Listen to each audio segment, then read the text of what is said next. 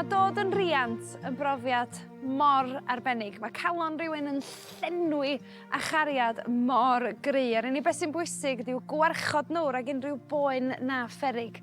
Ond i Dave a Siobhan, ar ôl geni ei mab bach nhw Rupert, mi o raid iddyn nhw wynebu hunlla wytha unrhyw riant. So we always knew that we wanted 3 children. We've got 2 older boys, and they were made up when they knew that they were having a little brother. The pregnancy was absolutely fine.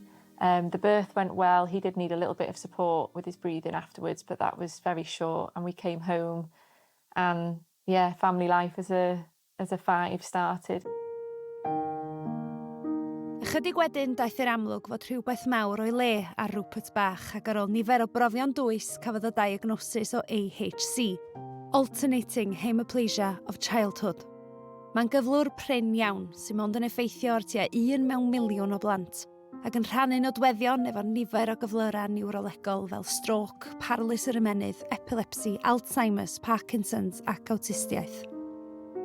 Mae o'n gallu cael paralysis, essentially. So pan oedd o'n andros o fwchan ac o'n nhw'n trio cael diagnosis iddo fo, o'n nhw'n meddwl falle bod o wedi cael stroke neu rhywbeth fel yna. Mae'n cael lot o seizures, so dyna di'r beth sy'n kind of life-threatening iddo fo.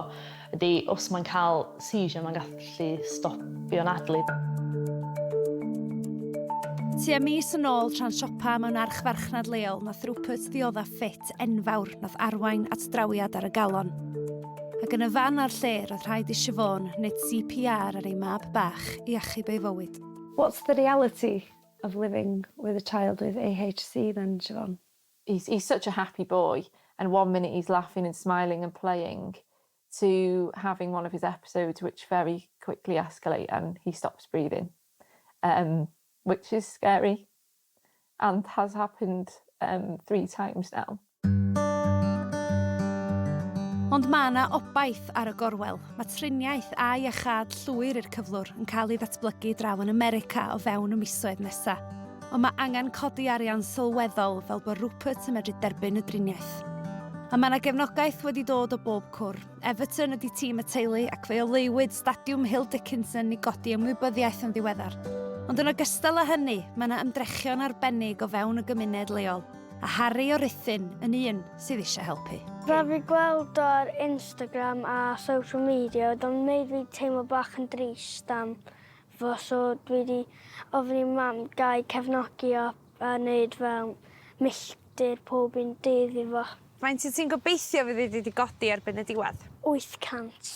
A dwi'n gobeithio mae Rupert yn cael ei gwella. Golau ar fydd sy'n agosau. Mae'n bachgen bach mor glen a mor ddoniol a mor swnllyd. Mae'r poen, mae'r teulu i fewn, really, hefo bod yn mor sal. Dio ddim yn rhywbeth da ni'n hoffi meddwl amdano, really.